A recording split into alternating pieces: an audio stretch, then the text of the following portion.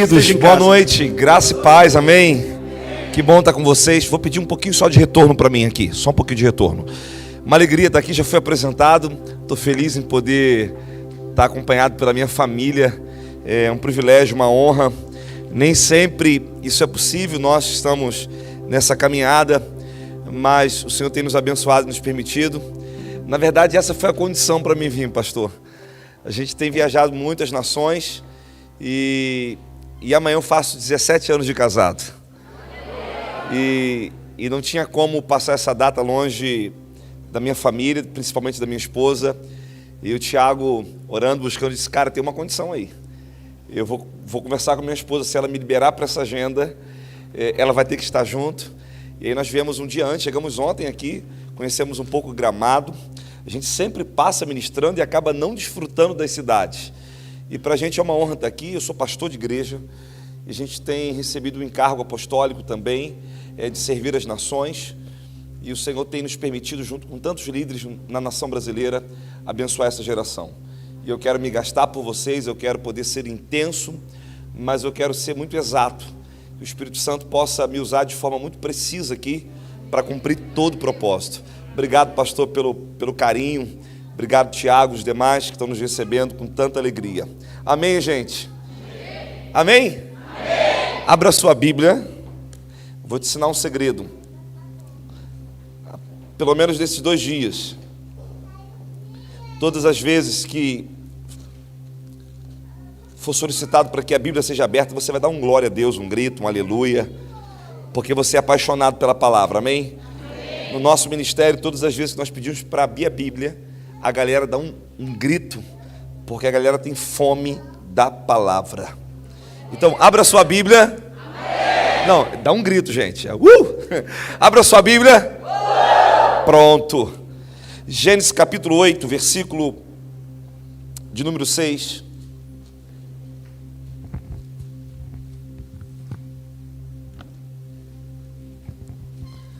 Cada um tem uma forma de expor a mensagem e certamente cada um tem uma forma de preparar a mensagem, o sermão.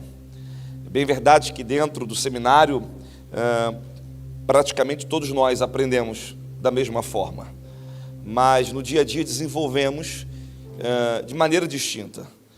Eu, na verdade, sempre a minha vida é preparar um sermão.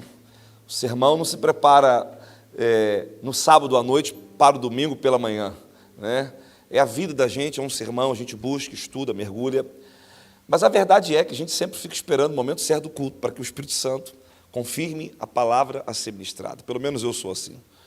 A gente já tem uma palavra, a gente tem expectativa naquilo que está no nosso coração e geralmente a gente fica esperando, seja o momento do louvor, o momento que alguém vai orar. E eu estava ali conversando com a minha esposa, intercedendo, orando, tinha uma palavra no meu coração pronta, eu tinha plena convicção que eu iria ministrar essa palavra esboçada, e de repente o Senhor começou a testificar ao meu coração que Ele mudaria a mensagem. E de repente, através da boca do pastor, o Senhor confirmou acerca daquilo que nós vamos falar sobre o ministério do Espírito Santo. E eu creio que isso é fantástico, porque o Espírito Santo coopera com a gente. E por mais que você crê no seu coração, que você tem uma mensagem, você precisa ouvir de Deus aquilo que Ele quer falar. Já não temos mais tempo para falar nos altares aquilo que nós queremos. A igreja, nesses dias, ela vive um tempo de velocidade, então esse tempo que nós temos aqui, ele precisa ser um tempo em que nós vamos ser efetivos. Eu conversava com o Tiago, que me conduziu de Gramado até aqui. Eu disse, a gente tem orado porque não é mais sobre uma agenda, não é mais sobre uma plataforma, é sobre um propósito. Nós não podemos deixar o rebanho, nós não podemos estar onde o Senhor não deseja.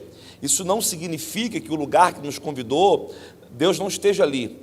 Mas o que nós queremos discernir nesse tempo é se de fato Deus ele tem um propósito a estabelecer. Discernir o propósito, discernir o tempo, discernir o modo o qual Ele quer operar. E eu tenho plena convicção, e aí sim eu posso afirmar, eu sei, porque profetas, eles não sentem, eles sabem. Tudo que está relacionado a sentir, isso é emoção. O saber está relacionado ao Espírito. E eu sei que o Espírito Santo ele tem uma palavra sobre nós, acerca do seu ministério. Nós vamos ler esse texto e nós vamos entender exatamente aquilo que ele quer fazer nessa noite, amém? Eu quero aproveitar o tempo que tenho, acredito que até às 10 horas, pode ser, pastor, como é que funciona o horário? Eu quero estar no horário de vocês aqui. É até que horário o culto aqui? Pode ser até as 10, é isso mesmo? Ok, se não for, só fala até 9h30, me dá a orientação. Bem, Gênesis capítulo 8, versículo 6, diz assim: Ao cabo de 40 dias abriu Noé a janela que fizera na arca e soltou um corvo, o qual, tendo saído, ia e voltava até que se secaram as águas de sobre a terra. Depois soltou uma pomba para ver se as águas teriam já minguado da superfície da terra. Mas a pomba, não achando onde pousar o pé, tornou a ele para a arca, porque as águas cobriam ainda a terra. Noé, estendendo a mão, tomou-a e a recolheu consigo na arca. Esperou ainda outros 7 dias e de novo soltou a pomba fora da arca. À tarde ela voltou a ele e trazia no bico uma folha nova de oliveira. Assim entendeu Noé, que as águas tinham minguado sobre a terra. Então esperou ainda mais 7 dias e soltou a pomba. Ela, porém, já não retornou a ele. Mais uma vez, versículo 12. Então esperou ainda mais 7 dias e soltou a pomba. Ela, porém, já não tornou a ele. Pode tomar o seu assento. Amados, eu sou muito intenso no meu relacionamento com o Espírito Santo. Certamente, o ministério que eu recebi do Senhor, ele está fundamentado, ele está consolidado, sobretudo nesse relacionamento. Eu creio que Deus, ele escolhe os improváveis e de alguma forma, ele nos capacita a fim de cumprirmos com tudo quanto ele tem reservado nesses dias. Então, eu sou um cara, além de intenso no relacionamento com o Espírito Santo, eu sou apaixonado pelo Espírito Santo. Eu via ainda há pouco um vídeo de uma adoradora que, de forma tão carinhosa, e eu quero que você entenda isso, a gente de forma alguma perde a reverência, o temor que temos sobre a pessoa do Espírito Santo, mas ela no vídeo, essa adoradora falando que chama ele de docinho, e cada um de nós temos as nossas particularidades acerca do relacionamento com o Espírito Santo. E quando nós olhamos esse texto aqui, a gente percebe o ministério do Espírito Santo em tempos distintos. O texto diz que Noé, quando no tempo de dilúvio, e as águas, todo dilúvio cessa após 40 dias, ele abre aquela arca, e quando ele abre aquela árvore, ele solta um corvo. E aquele corvo, quando soltou, ele caminhava por toda a face, mas ele não consegue retornar à arca. Nós sabemos que há uma tipologia, há um significado do que representa esse corvo aqui, fala exatamente de Satanás. Satanás que se alimenta de tudo que representa maldade, morte, engano, e nós sabemos que depois de 40 dias de dilúvio, como a terra se encontrava. Então, ele permanece naquele ambiente. Mas a Bíblia diz que ele também solta a pomba, e a pomba, ela sobrevoava de um lado para o outro, e ela não tinha onde repousar, então ela volta para a arca. Isso fala do ministério do Espírito Santo no princípio. A terra era sem forma e vazia, mas o Espírito pairava sobre a superfície da terra. Ou seja, desde o princípio, o ministério do Espírito Santo exerce governo sobre a terra.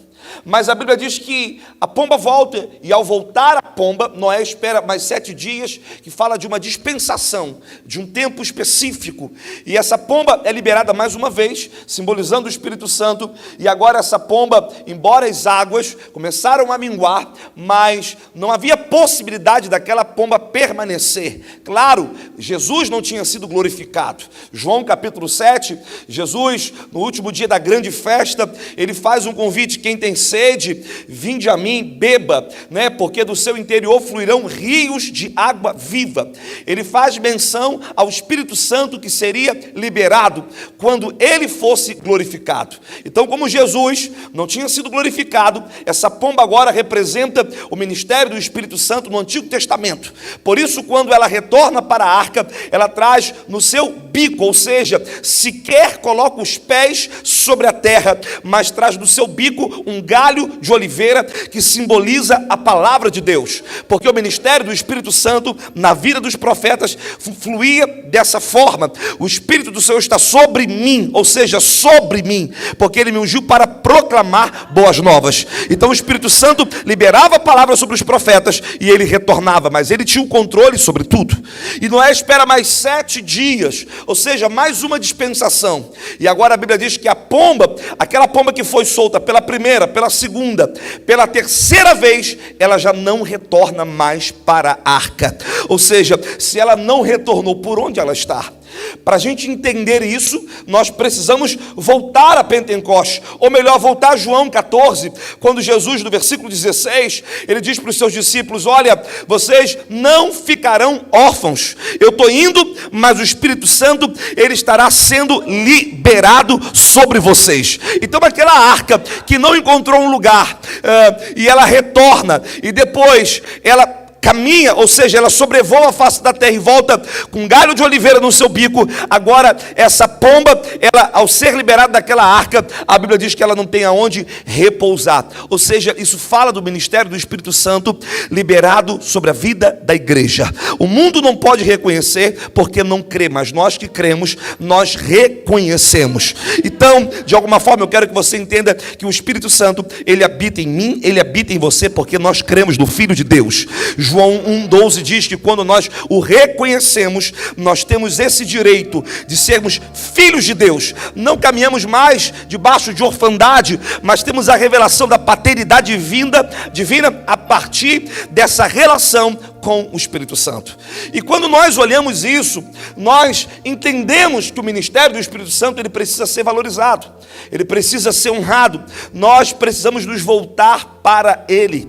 E eu sei nesses dias que o Espírito Santo, ele quer fazer algo muito específico, não apenas nessa igreja, mas a partir dessa igreja. Ele quer fazer nessa cidade, ele quer fazer nesse estado, ele quer fazer na nação brasileira.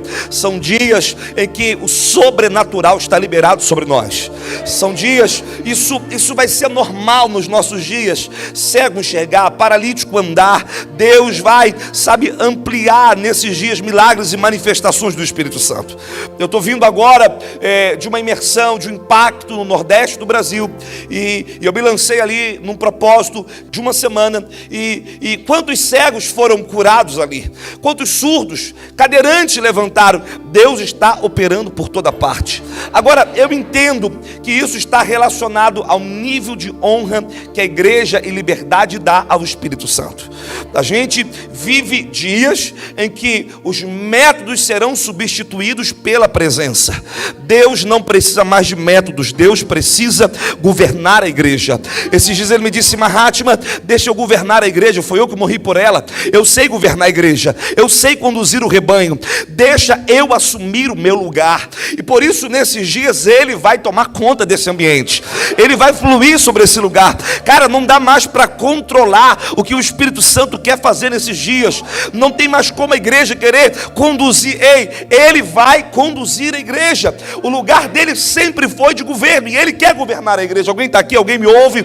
Alguém pode dizer amém? Alguém pode dizer eu recebo? Então ele quer nos levar a esse entendimento. Eu chamo isso de consciência de avivamento.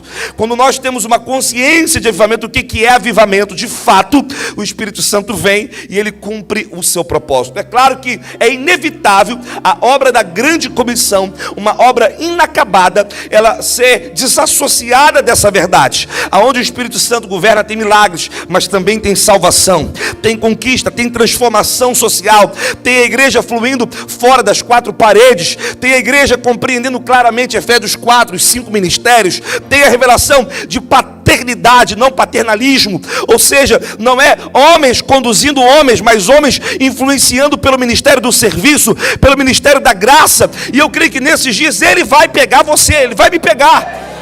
E eu quero te dar 30 segundos para você ir embora, porque se você não for embora em 30 segundos, certamente você vai sair daqui tomado pela presença. Ei, você que nunca foi tomado, vai ser tomado, sabe por quê? Porque Ele está aqui, e quando Ele chega, tudo muda. Quando Ele chega, é diferente o ambiente.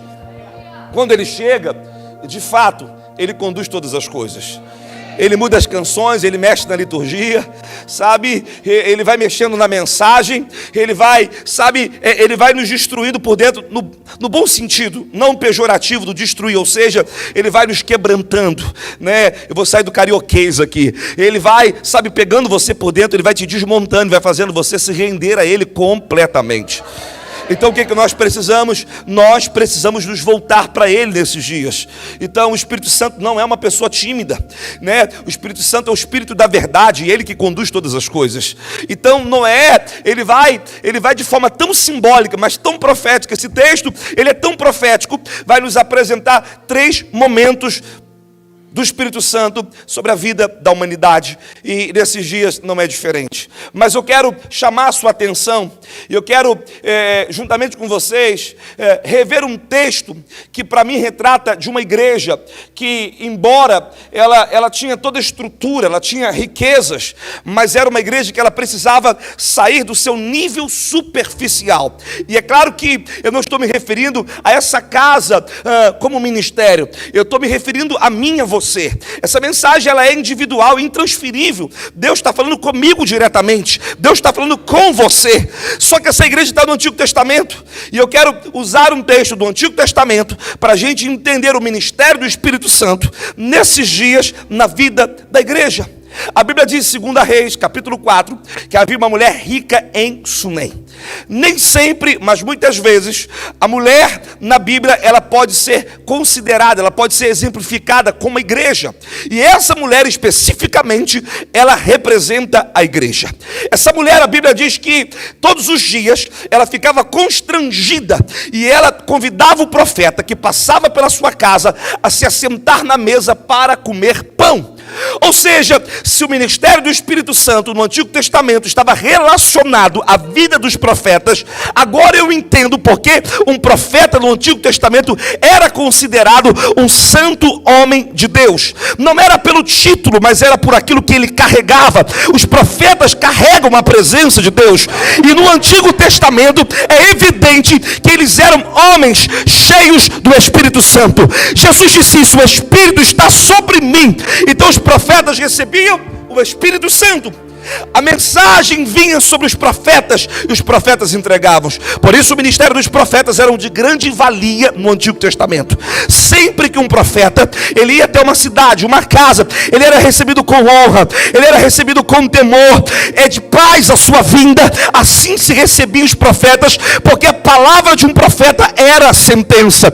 E essa mulher rica, essa mulher que representa a igreja, ela viu o profeta passar todos os dias, e ela ficava constrangida e preparava o ambiente para ele. Ele vinha, passava, se assentava e retornava. Mas um dia a sua mentalidade, o seu entendimento sobre o profético, sobre o Espírito Santo foi transformado. Ela chama o seu marido, ela diz: olha, eu vejo que esse homem que passa pela gente é um santo homem de Deus. O texto diz que ela vai até o seu marido. Marido na Bíblia representa o quê? Sacerdote. Se a mulher representa a igreja, o marido representa o pastor. E existe uma igreja dizendo: pastor, não dá mais para a gente impedir que o Espírito Santo permaneça nesse lugar. Nós já não queremos mais um ambiente superficial, onde o Espírito Santo vem em cada reunião e ele vai. Ele precisa ficar. Nesses dias a igreja brasileira está saindo de um ambiente superficial, de show e evento, em que o avivamento que muitos buscaram durante uma vida inteira estava relacionado a algumas programações. Deus não está mais atrás de programações. Deus está atrás de você. Deus está atrás dessa geração. Alguém está aqui nessa noite, cara? O que Deus vai fazer vai sacudir a gente. Ei, escute.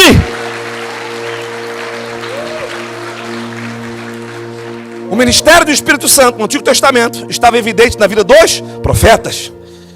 Aquela mulher representava a igreja. O seu marido representava o sacerdote. Então ela disse: pastor, não dá mais para a gente ficar controlando. Quem passa pela gente aqui é o Espírito Santo. A gente precisa mudar o nosso tipo de culto.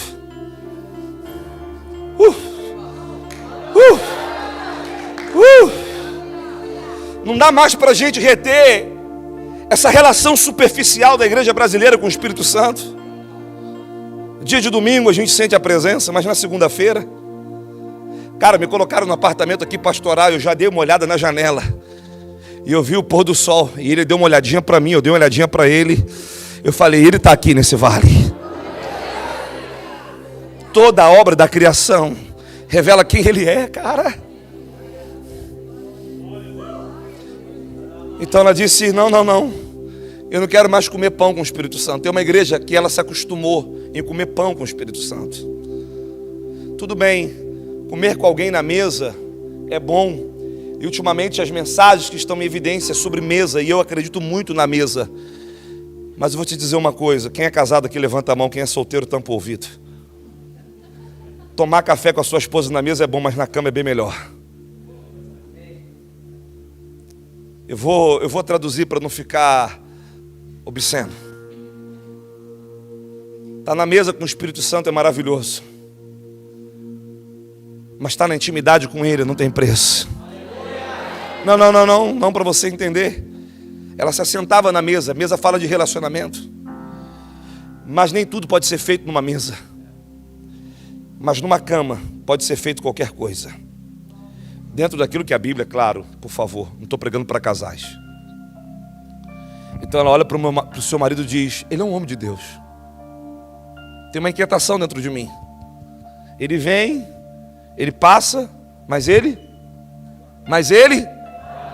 esse é o problema. Dia de domingo você sente tudo, você vê tudo, você recebe tudo, porque você acha que esse lugar, ele é santo. Esse lugar não é santo, também não é secular. Ele foi consagrado, por isso ele é sagrado. Mas santo somos nós. Isso não significa que você não precisa estar na igreja. Pelo contrário, não existe igreja fora desse entendimento de estrutura. Mas o que eu estou dizendo é que nós podemos ir para o próximo nível. Eu vim aqui para isso. Embora tirar uma foto com o seu pastor para mim estava maravilhoso, que ele está lindo. Eu amei o louvor, o som, as pessoas, o carinho.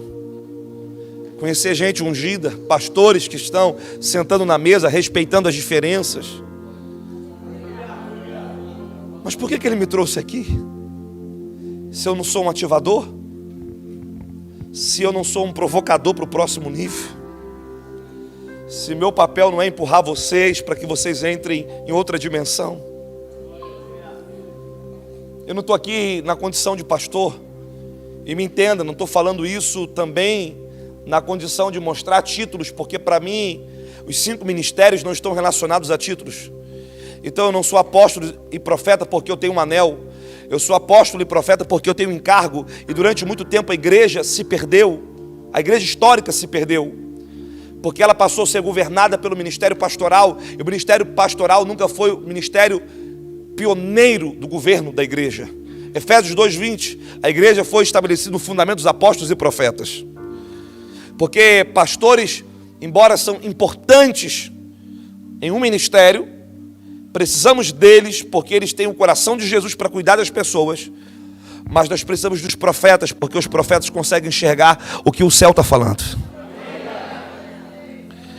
Os profetas enxergam o que o céu está falando. E os apóstolos empurram a igreja para cumprir o que o céu está falando.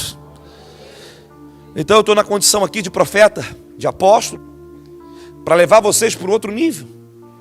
Aquela igreja era rica, ela estava experimentando coisas incríveis. O Espírito Santo estava lá.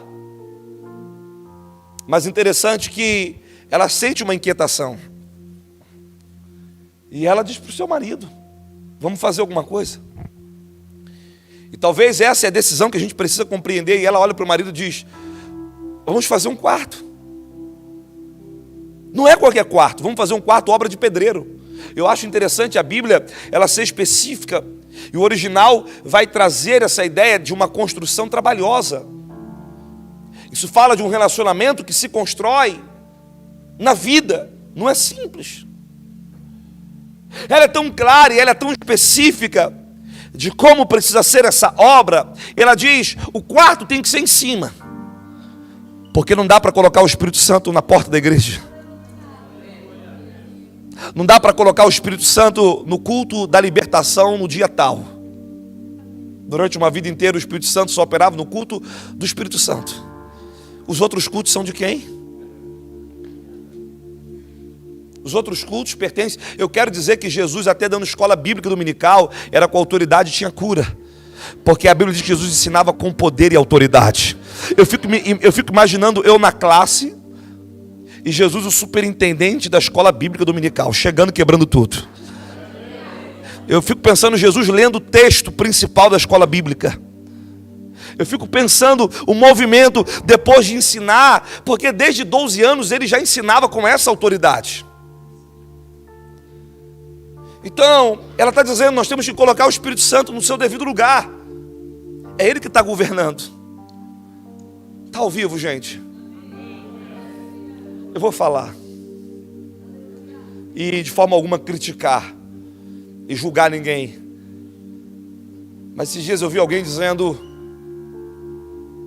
cara, Deus não está no controle. Cuidado com o que você ouve na internet. Me preocupo muito com mentoria pela internet, porque mentoria nunca foi algo virtual. Então, eu creio que o primeiro mentor que Deus levantou na sua vida foi o seu pai, o segundo é o seu pastor. Porque Deus é um Deus que trabalha com gerações. Então, cuidado com aquilo que você ouve na internet. Tem coisas incríveis, mas nem sempre você está preparado para filtrar. Eu quero dizer que, diferente do que se diz por aí, quem está no controle é Ele. Talvez nós estamos querendo assumir o controle. Ele está dizendo: deixa eu governar vocês. Eu sei restituir, filha. Eu sei remover as lágrimas das perdas e trazer a restituição. Eu sei trabalhar na dor. Eu sei trabalhar na afronta, porque você foi afrontada. Mas Isaías 54 diz que mais são os filhos da mulher desamparada, porque o Senhor é teu marido. Nunca foi diferente. Nunca foi diferente. Então, Ele está no controle até nas noites mais angustiantes que você tem passado. Eu vejo você rolando de um lado para o outro, dizendo: Deus, eu não vou aguentar mais esperar. Que bararabacandoroso. O perigo de vocês trazerem um profeta na igreja é isso. Porque ele não entra sozinho na igreja, ele vem com o Espírito Santo. Porque eu vou me recusar a entrar nesse ambiente se não for por Ele. Mas Ele te diz que tem contemplado a tua vida, e nesse tempo Ele vai trazer uma restauração, uma restituição. E você vai se alegrar. Eu vejo uma festa sendo preparada, e você, sabe, convidando tantas pessoas, e você dizendo: enfim, Deus fez. Sabe por quê? Porque Deus não é homem para que minta, e nem filho do homem para se arrepender. Então ela disse: vamos devolver a Ele o devido lugar. Deus não quer ficar na cozinha da igreja, Deus quer ficar no quarto da igreja. Deus não quer ficar no corredor. Deus não quer ficar apenas nos ensaios do louvor. Ele quer pegar o ambiente do ensaio e trazer para o ambiente do culto. Por que no ensaio às vezes a coisa flui e no culto parece que é alguma coisa? Por quê? Porque nós temos que entender que quando nós subimos na plataforma não é para ninguém, é para Ele. E a gente não se preocupa mais com nada. A única coisa que quer fazer é dizer: papai, vem. E aquela mulher, sabiamente, ela disse: por mais que eu seja rica, está faltando alguma coisa. Então, não é o quanto você tem, é quem você é nele. E me parece que o marido dela catou. Um bom pastor é aquele que acata o que Deus está direcionando. Isso não significa que o governo da igreja está sobre a igreja, no sentido de a igreja, enfim, cada igreja tem um modelo de governo, me perdoe, enfim, existem igrejas que são congregacionais, as decisões são tomadas assim, mas eu me preocupo porque a gente vê um governo, e eu não vim falar sobre isso, na igreja primitiva, a gente tem que nos atentar a isso. Não era uma igreja apenas que decidia tudo porque queria, decidia no Espírito. Por isso a igreja de Antioquia era uma igreja dentro de uma visão congregacional correta, porque ouvia o Espírito Santo. E o Espírito Santo disse para a igreja: separa Paulo e Barnabé para a obra que eu tenho. E a igreja, orando, impondo as mãos, liberaram eles para uma missão. Mas a igreja precisa ouvir a Deus. E aquela mulher ouviu a Deus. Ela disse: temos que fazer um quarto. E a Bíblia diz que quem vem vindo? O profeta. O profeta que toda vez que ele vinha, ele se assentava onde? Na mesa. Para comer o quê? Pão. Só que agora a Bíblia diz que o profeta veio. Quando ele veio, ele subiu. Ele está subindo aqui hoje. Deixa eu tirar o meu sapato aqui.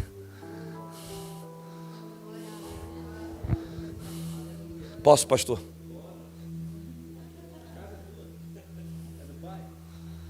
E o profeta veio e subiu.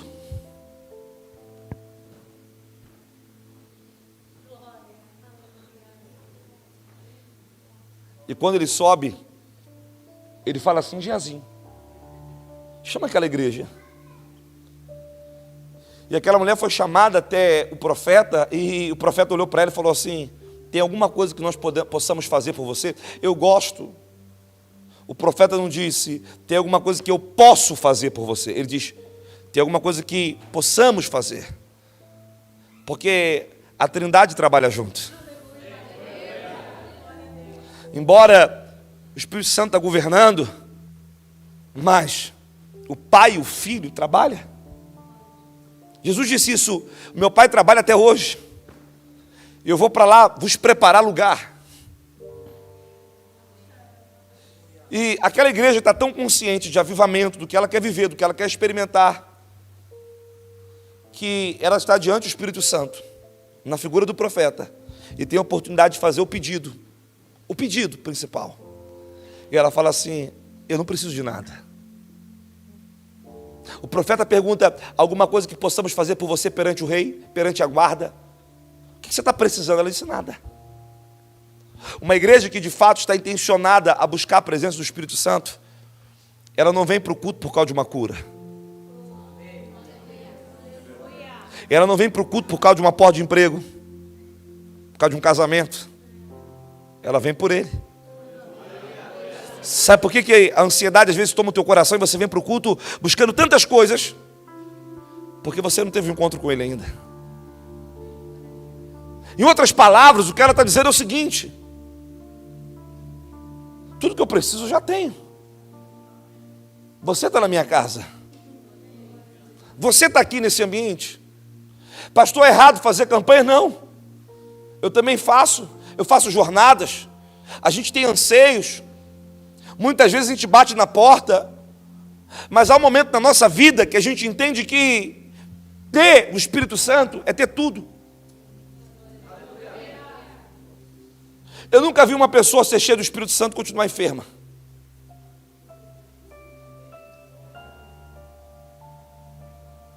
O Espírito Santo nos enche de alegria. Manda a enfermidade embora. Faz você superar. Pastor, mas eu conheço. Eu não estou falando da enfermidade física, eu estou falando da enfermidade espiritual. E ela disse: eu não preciso de nada. O profeta então olha para ela. Quem está olhando para ela? O Espírito Santo. Fala assim: já que você não quer nada, eu tenho algo para te dizer. Aí eu me lembro das atribuições do Espírito Santo, e uma delas é interceder por nós, porque nós não sabemos orar como convém. Então, se eu chegar para Deus e falar: Deus, você quer saber o que eu quero? Eu prefiro orar da seguinte forma: eu quero o que está no teu coração. O que você tem para mim? Isso muda. Às vezes a gente, sabe, pede o mal. E ela diz, eu não quero nada. Então o profeta olha para ela e fala assim, já que você não quer nada, eu sei o que você precisa. E aí o Espírito Santo olha para ela e fala assim, daqui a 1 ano você vai ter uma criança. Daqui a 1 ano você vai ter uma criança. Como assim, criança? A mulher dá um grito, ela fica desesperada, ela diz, não minta para mim. Porque o meu marido já é o quê? Velho. O texto diz que o marido dela era velho. Sabe o que isso me faz entender? Que o Espírito Santo não se esqueceu das promessas antigas. O tempo passou para você, para ele não. Porque ele é eterno. O Espírito Santo, ele é eterno. Então, você tem que entender que ele é o mesmo ontem, é o mesmo hoje e é o mesmo amanhã. E se ele é o mesmo ontem, hoje e amanhã, ele está dizendo, ei, o marido envelheceu, mas a promessa não. Não reaja, queridos. Por que aquela mulher dá um grito e fala assim, não mintas para mim? Ela está dizendo o seguinte, já faz tanto tempo que eu esperava por essa promessa que eu já não achava mais que era possível. Porque na nossa vida, minha irmã, existem algumas situações que a gente precisa, sabe, botar o Espírito Santo no controle. Porque enquanto a gente tenta controlar, você tem a responsabilidade de realizar. E qual era o problema? Por mais que ela tivesse dentro do contexto natural, físico, condição, porque o texto diz que ela era rica, existem coisas que o que você tem não é capaz de produzir. Não, acho que você não entendeu o que eu disse. Avivamento, por exemplo, não se produz, ele vem. Crescimento não se produz, ele vem. Tem coisas que por mais que você tenha capacidade, o dinheiro não te cura, mas a palavra que sai desse altar restaura a tua vida. Orebacanda arabashurianda arabás. Orebarabarás. E agora a Bíblia diz que o profeta olha para ele e diz, daqui a 1 ano. 1 ano. Cara, e quando Deus determina, está determinado, ele não volta atrás. Olha o resultado que é botar ele no seu devido lugar. E deixa eu abrir aqui antes de continuar, deixa eu voltar um pouco aqui. Ela não fez só o quarto, ela botou uma cama. Ela foi intencional no que ela queria provocar a partir daquele entendimento. Ela disse, não, eu não quero apenas que você tenha um ambiente para ficar. Eu quero que você tenha um ambiente que revele aquilo que eu quero viver. Ela não botou só cama, ela botou mesa, cadeira, candeeiro. Cara, se a gente entrasse aqui em cada um desses elementos aqui para pregar nessa noite, a gente ia varar a noite.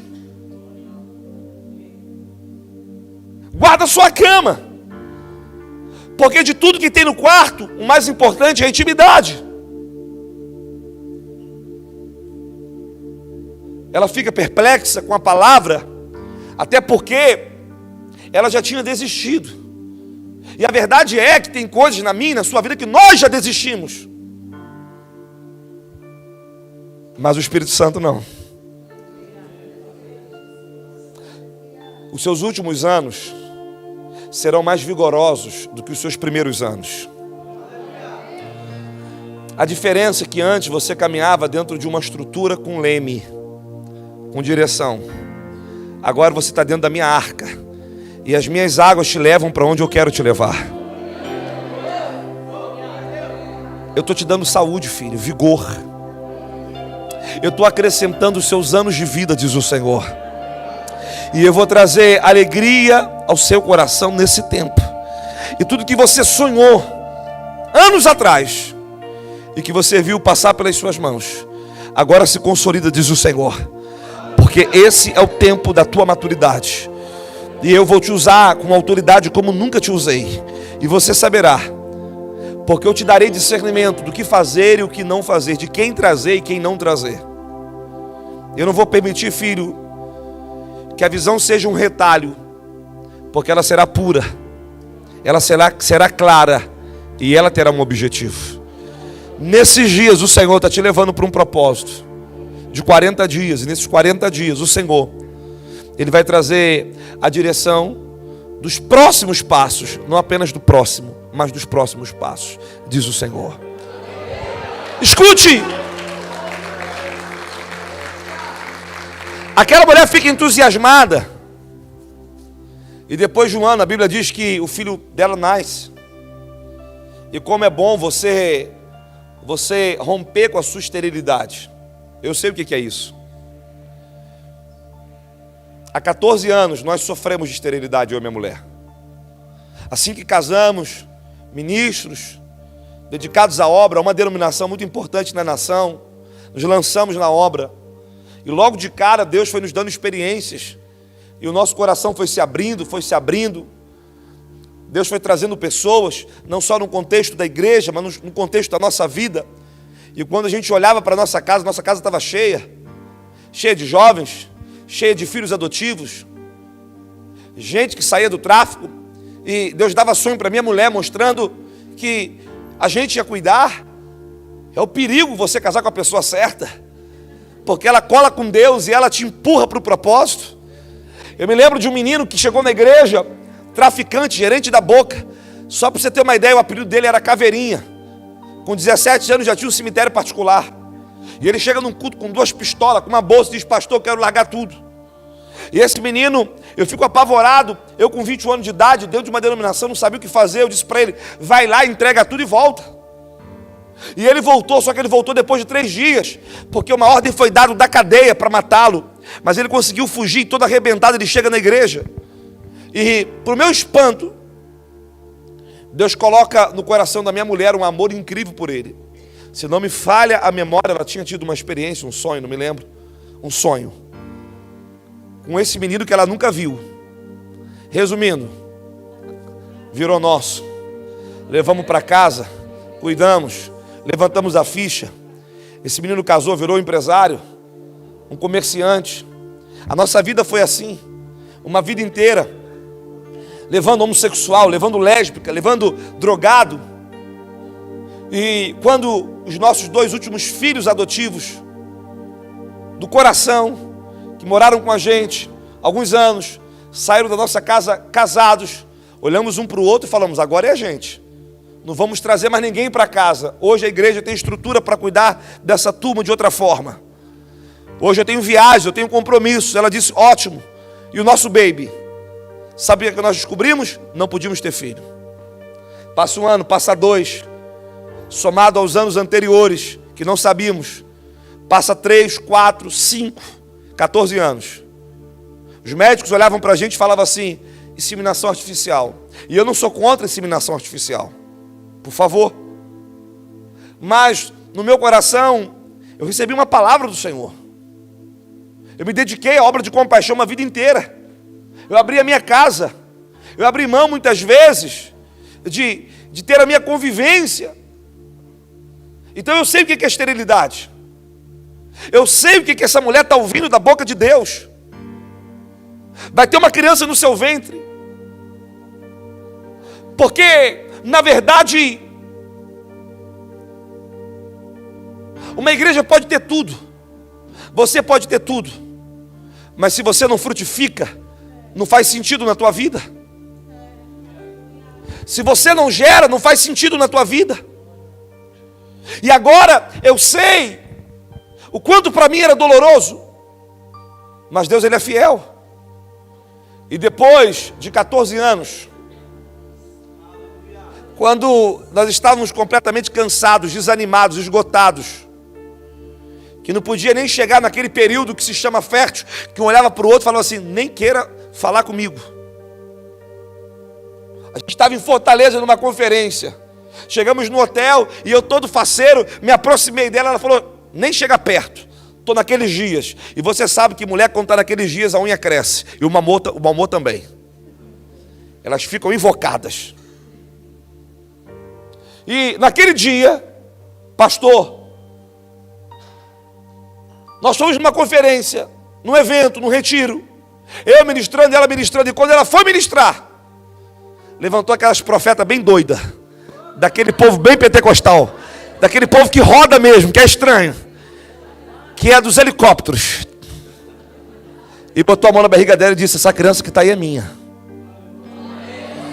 E eu conheço a minha mulher deu uma olhada para mim, olhou para o ambiente sem entender nada, e daqui a pouquinho eu vi a minha mulher rodando também no manto, juntamente com aquelas mulheres, e mulher caindo para tudo quanto é lugar. Eu disse: meu Deus, está tomada, não dá para controlar. Sabe o que aconteceu? Cheguei no hotel, não falei nada. Você vai arrumar confusão com tua mulher à toa?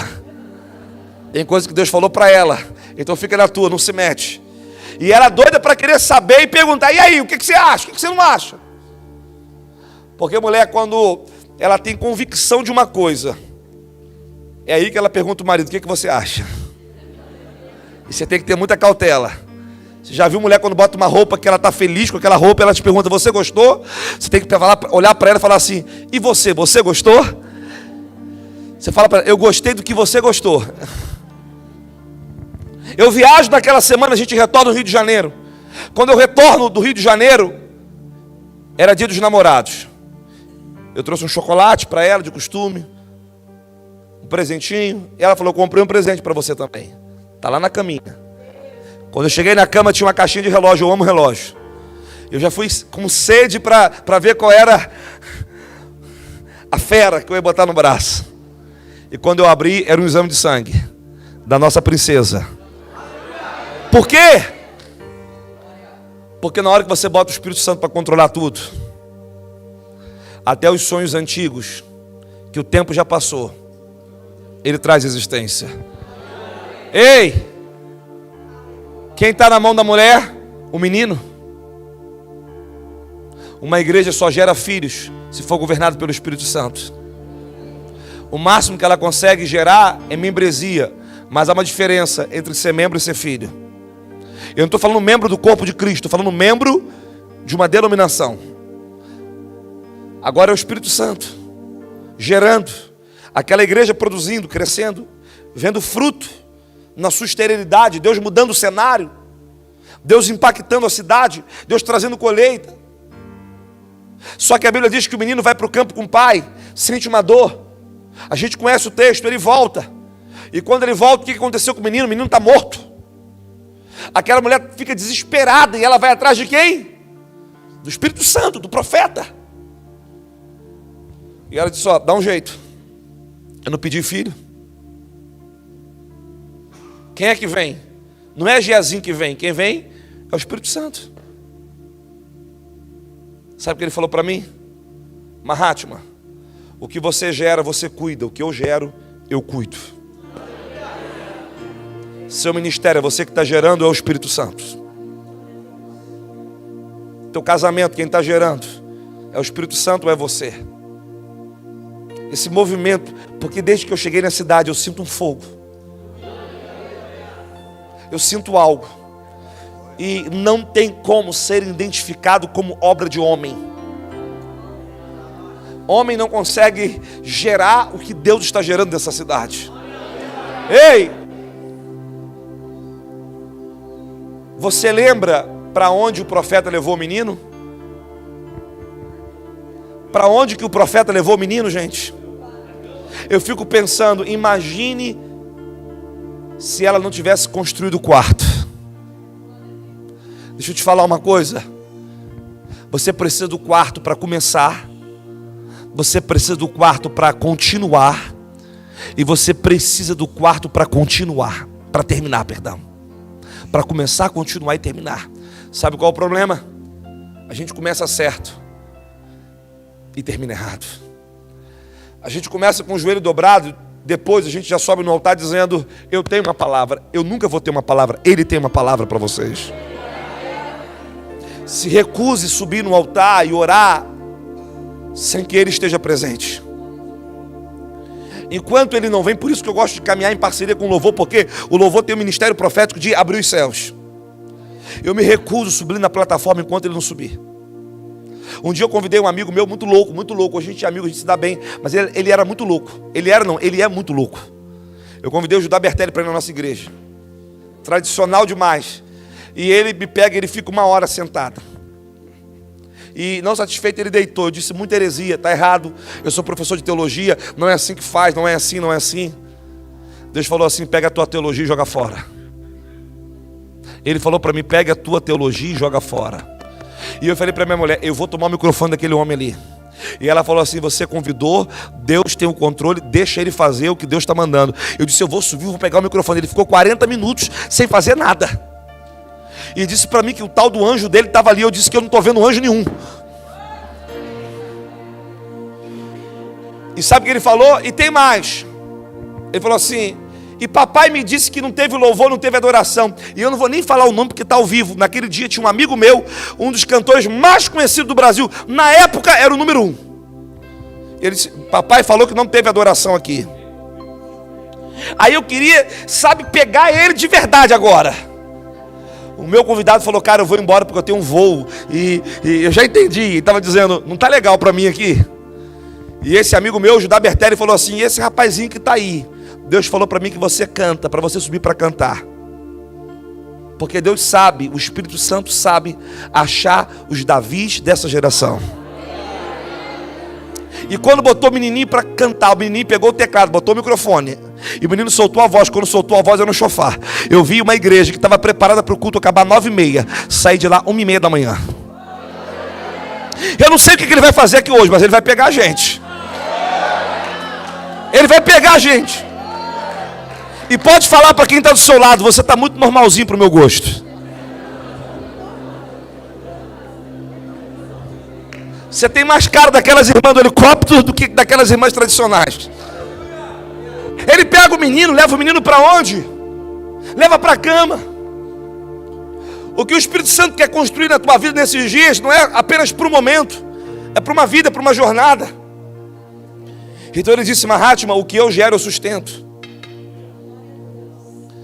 Se o que nós estamos buscando aqui é nele, a gente precisa manter o quarto sempre no seu devido lugar. O profeta naquele momento não estava na casa, mas a casa estava no profeta. Tem hora que você eu não estou sentindo ele. Então, buscar-me-eis e me achareis, quando buscar de todo o coração. Você está onde? Espírito Santo, cadê você no culto? Cadê você? Eu quero te sentir. Senhor, eu quero. Senhor, eu quero. Aí começa a orar no Espírito, começa a liberar, começa a fluir, começa a fluir, começa a fluir, começa a fluir.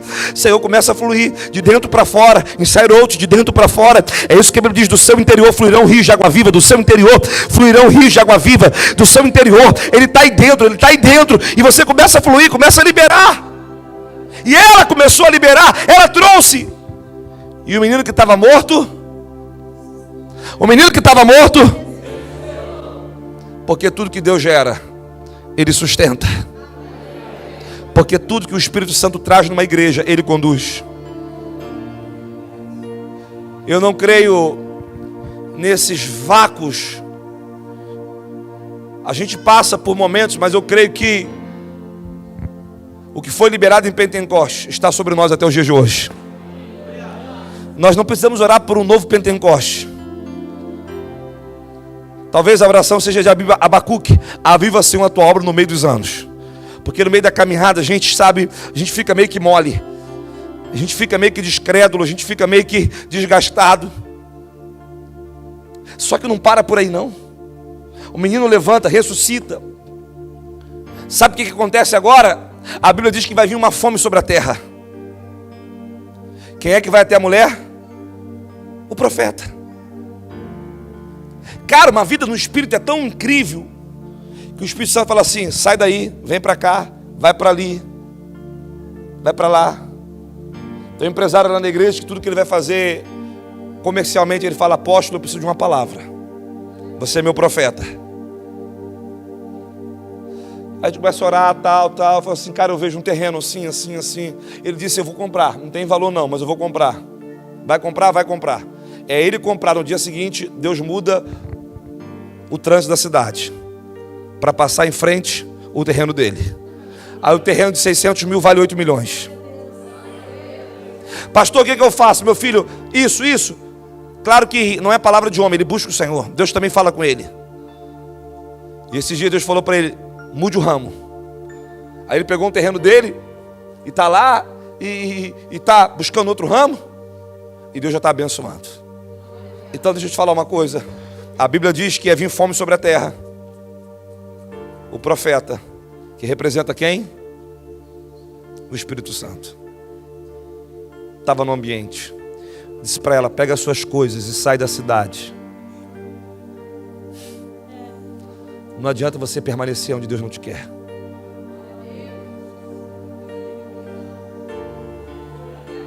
Não adianta. Não adianta. Não é o lugar que ficou pequeno para você, porque eu não creio que nós nos tornamos maiores do que os lugares. É o propósito.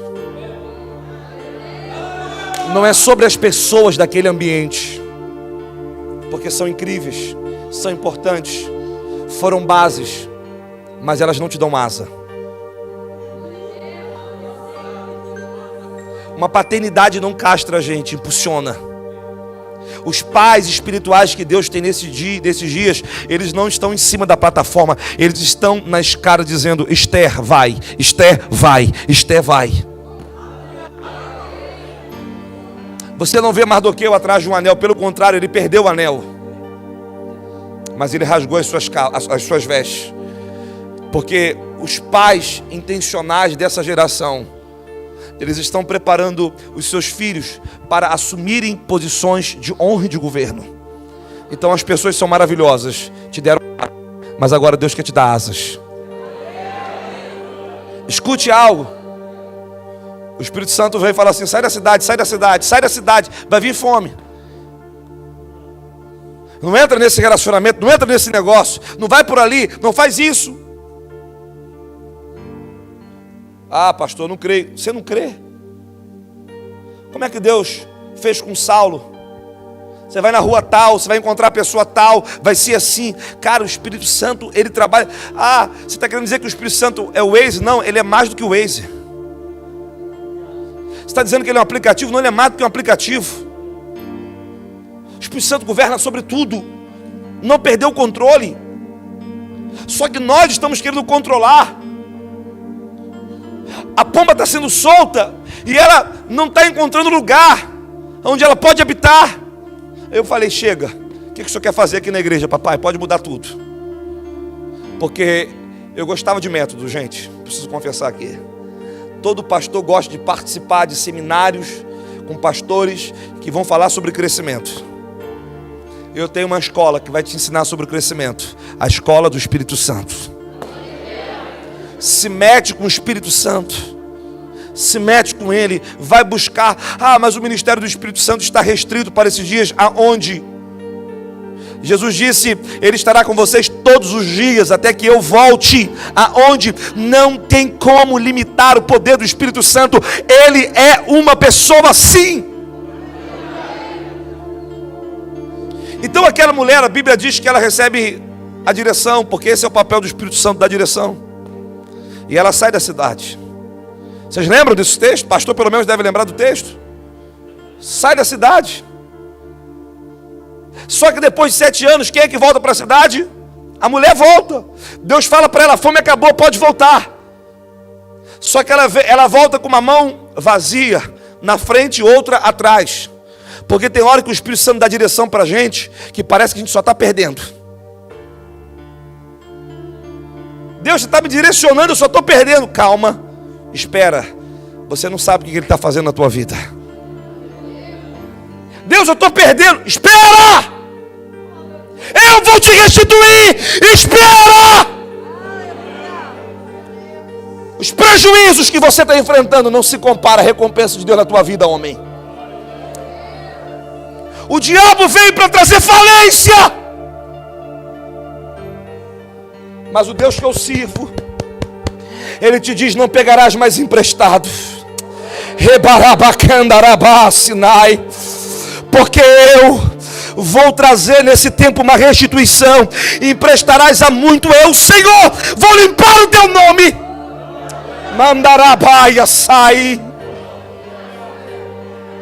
Ela está lá e Deus está dizendo: volta para a cidade, volta. E ela volta.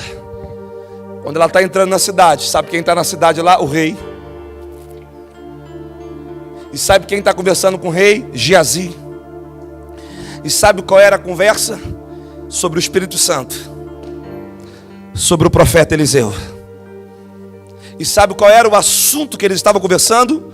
O filho da mulher que o profeta ressuscitou. Aí eu fico pensando aqui rapidamente: Tiago, vem me ajudar, vem também. A conversa assim: rapaz, você precisa conhecer o Espírito Santo.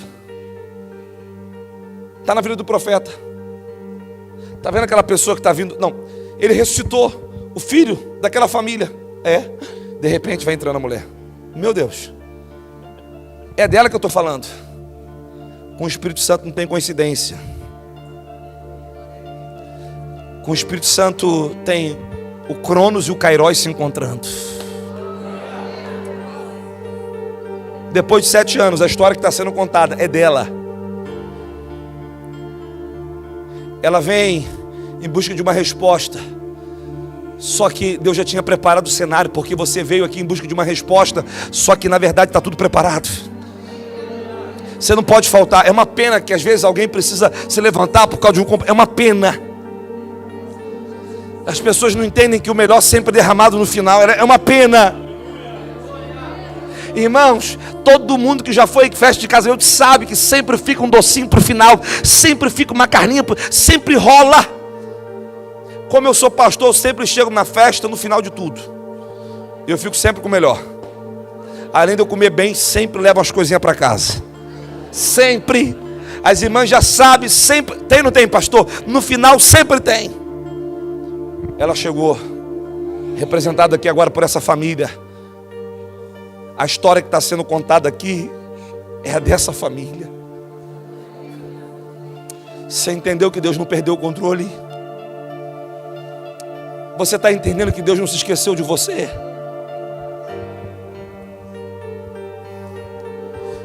Deus vai quebrar as crises existenciais que você tem enfrentado. Eu tenho uma palavra para você específica. Eu e a minha esposa no pé do ouvido. Deus vai desatar a tua história. Sabe o que eu vejo? Eu vejo um caixão, eu vejo você dentro.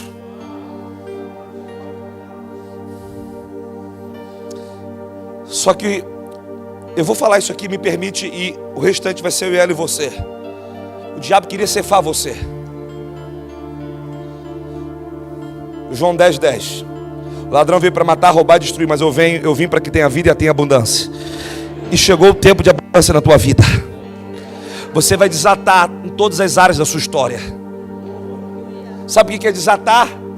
Vão te olhar no dia seguinte e não vão entender nada. Como é que aconteceu com ela? Isso era impossível, era improvável. Você fala assim, Lucas 1:37. Só isso que você vai falar. O rei fala assim, é ela? É o filho dela? É dessa igreja? Ela saiu das terras por 7 anos, ela está voltando? Então tá bom. Eu não só vou devolver as terras dela, mas eu vou devolver, inclusive, o que as terras produziu. Tem hora na vida que obedecer ao Espírito Santo parece que nós estamos perdendo. A gente está abrindo mão. 2010, o Espírito Santo falou para mim assim, sai da televisão. Eu tinha um programa nacional, ele falou, sai da televisão. Tinha uma pessoa que me abençoava violentamente, mas eu não posso nem falar os valores aqui. Deus falou para mim assim, não aceita mais essa oferta. Dia 5/10/2010, 3 horas da manhã, ele me acordou e falou assim, não aceita mais. Tem hora que obedecer o Espírito Santo não é fácil.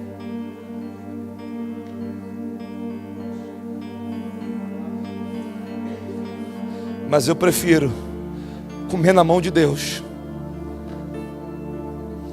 do que comer na mão dos homens. A mulher voltou. E agora ela está sendo restituída. Não só das terras, mas o que a terra produziu em 7 anos.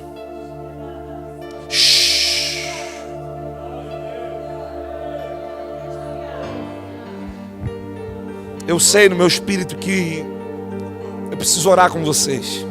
A gente tem 2 noites. Vai dar para falar muito sobre ele aqui. Eu gosto de falar sobre ele. Eu não sei se você é assim, você tem um melhor amigo, você gosta de falar do melhor amigo. Eu gosto de falar do meu melhor amigo. Eu gosto de falar das loucuras que ele faz, de como ele trabalha. Eu amo.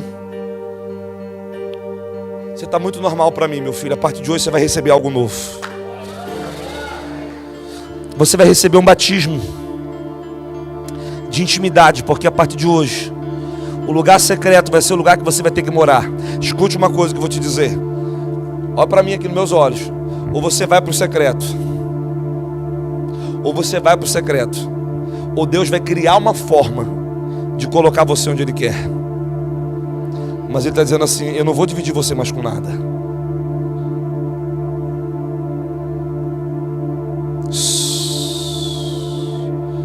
Sabe o que Ele falou para mim um dia? Eu, pregadorzinho novo, gostava de pregar, tirar foto no final, falar com um, falar com o outro. Ele falou assim: você pode tirar foto com quem você quiser, mas você sabe que eu não divido você com ninguém. Sabe o que ele falou para mim? No final de tudo só sobra eu e você lá no quarto do hotel.